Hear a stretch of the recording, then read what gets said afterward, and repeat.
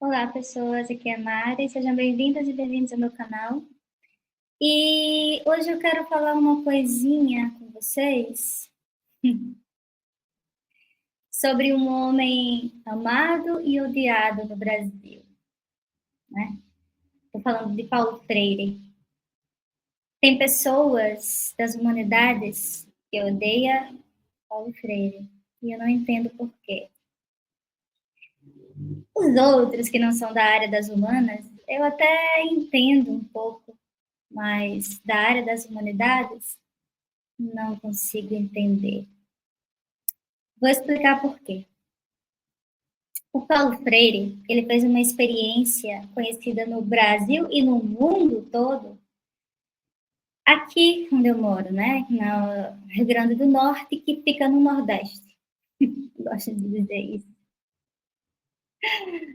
E numa cidadezinha chamada Angicos. Se vocês nunca ouviram falar, deem uma pesquisada aí depois e verem o meu vídeo, tá? E o que ele fez aqui, né?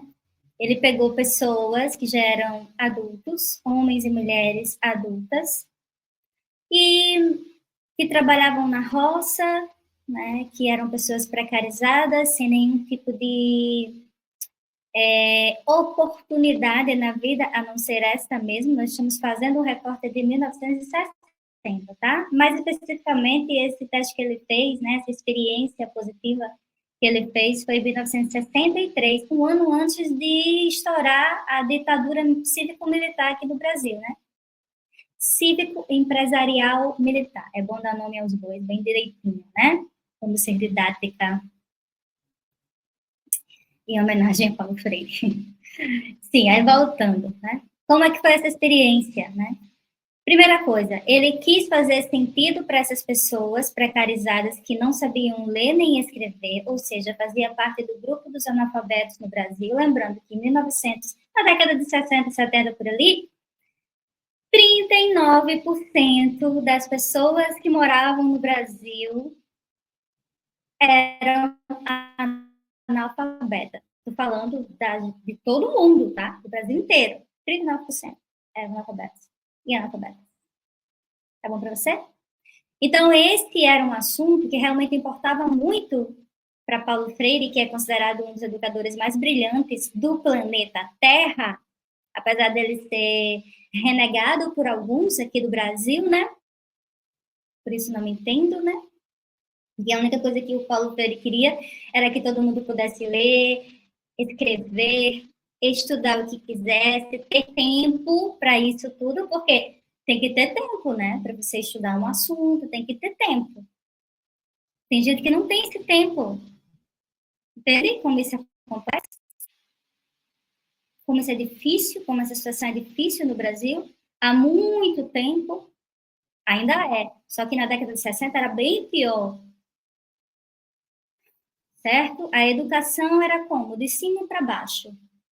O professor sabe de tudo e o resto sabe de nada, certo? E aí o que acontece? Ele estava tentando inovar e fazer as pessoas, os educadores de maneira geral, né, prestarem atenção e fazerem as pessoas perceberem que a educação, a leitura, o interesse também tem que ser aguçado nessas pessoas. O estímulo. Para que eu vou aprender a ler? Para que eu vou aprender a escrever? Entende? Eu não tenho tempo para isso. Eu tenho que trabalhar, tenho que botar comida na mesa. Eu não posso. Como é que eu vou aprender a ler? Como é que eu não posso? Não tenho tempo para ler nada. Não tenho tempo de. Sabe? E da perspectiva dessas pessoas, ele pegava o ensino a partir dessa aprendizagem focada na pessoa. Ele conseguia fazer essa experiência aqui em Angicos, nessa cidadezinha que tem aqui no Rio Grande do Norte, né?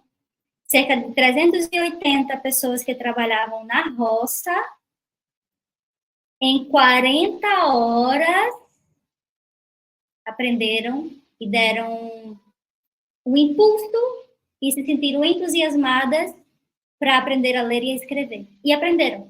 Tá? Começaram a juntar palavras, sílabas, começaram a entender os códigos da linguagem, da escrita, né?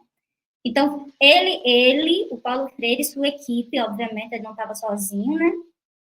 Uma coisa que eu esqueci de mencionar é que o Paulo Freire, ele era um educador, né? Ele era muito preocupado com a questão do analfabetismo no Brasil, né? E como a educação estava posta naquela época, mas ele era formado em direito, tá? Mas foi na educação que ele conseguiu fazer esse projeto lindo, né? De fazer as pessoas terem o interesse pela leitura. Ele escreveu vários livros sobre educação, então, e tem biografias escritas sobre ele, né? Então é importante, antes das pessoas saírem falando, menosprezando o que o Paulo Freire tentou fazer e fez, né? Porque ele deixou vários livros escritos, né? Tá aí para quem quiser depois ler e se aprofundar no assunto. Mas esse vídeo, para que ele não fique tão grande, eu não vou sair falando dos livros dele, tá? E não vou falar da vida inteira. Eu só vou fazer esse recorte aqui porque eu achei super necessário, porque o Paulo Freire, ele fez algo pela educação do Brasil, só que não colocaram em prática. E ele testou para mostrar que daria certo. Mas isso não foi colocado em prática. Entende? Por que não foi colocado em prática? Porque ele fez esse projeto, né? Ele fez esse teste em 1963 e 1964, História da ditadura militar no Brasil.